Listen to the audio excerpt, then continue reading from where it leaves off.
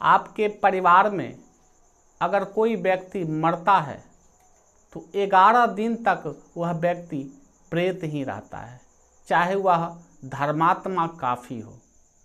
और प्रेत रहता है तो 11 दिन के बाद जब उसके लिए हम श्राद्ध कर्म करते हैं और अच्छा से श्राद्ध उनके लिए जब हम करते हैं तो वह पितृलोक में चले जाते हैं। एक पितृलोक है, जैसे देवलोक है, विष्णु लोक है, शिवलोक है, उसी प्रकार पितृलोक भी है। और पितृ वहाँ चले जाते हैं और जाने के बाद 1 साल जब व्यतीत होता है तो 15 दिन के लिए पितरों का देवता जो आर्यमा है उनको अपने पूर्वज से मिलने के लिए वह छोड़ देते हैं।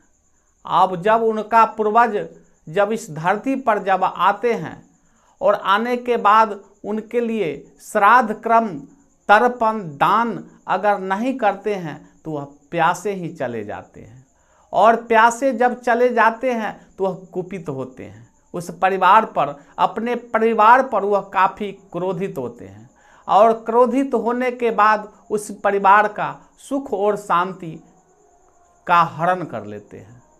और जो व्यक्ति अधोगति में मर गया हो, जो जिसका अकाल मृत्यु हो गया है, वह प्रेत बन जाते हैं।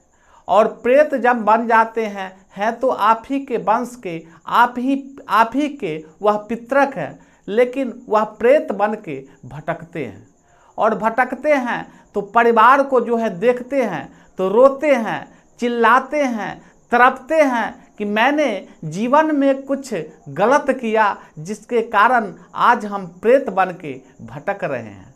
तो अपने परिवार को वह आशा के दृष्टि से देखते हैं कि हमारे लिए यह पिंडदान करे, हमारे लिए तर्पण करे, हमारे लिए गाया जाकर के पिंडदान करें, तब जाकर के उसका मुक्ति प्राप्त हो सकता है। अगर वैसा परिवार के लोग नहीं करते हैं तो अपने परिवार को वह जो है सो बहुत ही सताते हैं, परिवार को बहुत ही कष्ट देते हैं, भाई भाई में प्रेम नहीं रहने देते, घर में सुख शांति का अभाव हो जाता है। 1 रुपया खर्च जो है आमदनी होता है और 1.25 रुपया 1.5 रुपया खर्च होगा। और पहला चीज़ होगा कि आपके पितरक अगर क्रोधित है तो वंश पर आपको जो है प्रभाव पड़ता है।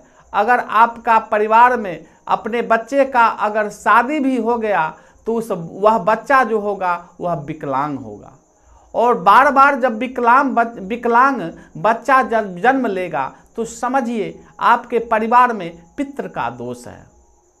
और वह प्रेत जो है, प्रेत भी आपको परिवार में जाकर के किसी सदस्य को जो, क्योंकि प्रेत जो होता है वह वायु प्रधान होता है और उसके शरीर में प्रविष्ट हो जाएगा और चिल्लाएगा, झल्लाएगा और चाहेगा कि हमारे लिए कुछ तर्पण करें, कुछ दान करें, तरह तरह का वह मांग करेगा। तो अपने परिवार के लिए अगर गाया जा कर के श्राद्ध नहीं करते हैं, तर्पण नहीं करते हैं, पिंडदान नहीं करते हैं, दान नहीं करते हैं तो आपका परिवार अशांत रहेगा, भाई भाई में प्रेम नहीं रहेगा और समय से पहले किसी सदस्य का मृत्यु हो जाएगा और घर में एक ठीक होगा, दूसरा बीमार ही रहेगा, यानी खर्च जो है हमेशा बना रहेगा। यह पितृ दोष का लक्षण है। अगर ऐसा आप उपाय नहीं करते हैं पितृ शांति के लिए तब परिवार में कलह काफ़ी होगा, भाई भाई में प्रेम नहीं रहेगा और गांव समाज में आपका प्रतिष्ठा का भी अभाव बना रहेगा और पैसा का हमेशा अभाव बने रहेगा। इसलिए बंधुओं, अपने परिवार के लिए, अपने पितरक के सुख शांति के लिए आप गाया में जाकर के भी पिंडदान कर सकते हैं। घर पर भी आप रह कर के 15 दिन का पितृपक्ष है और 15 दिन में अपने परिवार के लिए, अपने वंश के लिए, अपने पितृ के लिए, अपने प्रेत जो आत्मा जो है आपका पितरक है वह भटक रहा है, उसके लिए भी आप दान कर सकते हैं। उसके लिए भजन कर सकते हैं, या सबसे अच्छा है अगर उनके लिए भागवत कथा अगर कराइएगा 7 दिन, तो 7 दिन जब कराते हैं तो उनका नाम आपके वंश में जो भी मरा है और मरा है तो उसका नाम नोट करके और उनको आह्वान करके अगर 7 दिन भागवत कथा कराते हैं तो सारे पितरक जो है वह सारे पितरक मुक्त हो जाएंगे और वह विष्णु लोक का भागी बन जाएंगे। इसलिए बंधुओं, पितृलोक जो होता है एक प्रकार का जो है, वहाँ पितृलोक में सभी रहते हैं और वह वेटिंग रूम बोला जाता है। जैसे आप अगर ट्रेन पकड़ने के लिए जाते हैं और जाने समय से पहले जब चले जाते हैं तो प्रतीक्षालय में जा कर के आप बैठते हैं, और जब गाड़ी आती है तभी जा कर के आप गाड़ी को पकड़ते हैं।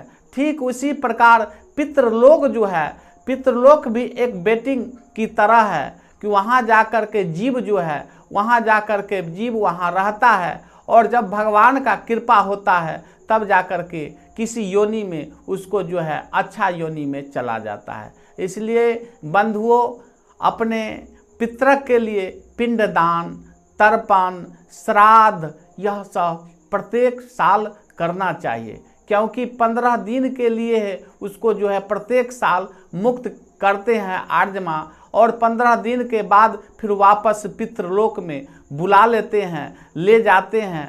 और अगर पितृदान हम लोग नहीं करते हैं तो भूखे प्यासे वह तड़पते हैं, और तड़पने के बाद अपने वंश को वो श्राप देते हैं, जिसका वो पूरे वंश को भोगना पड़ता है। जय श्री राम, हर हर महादेव।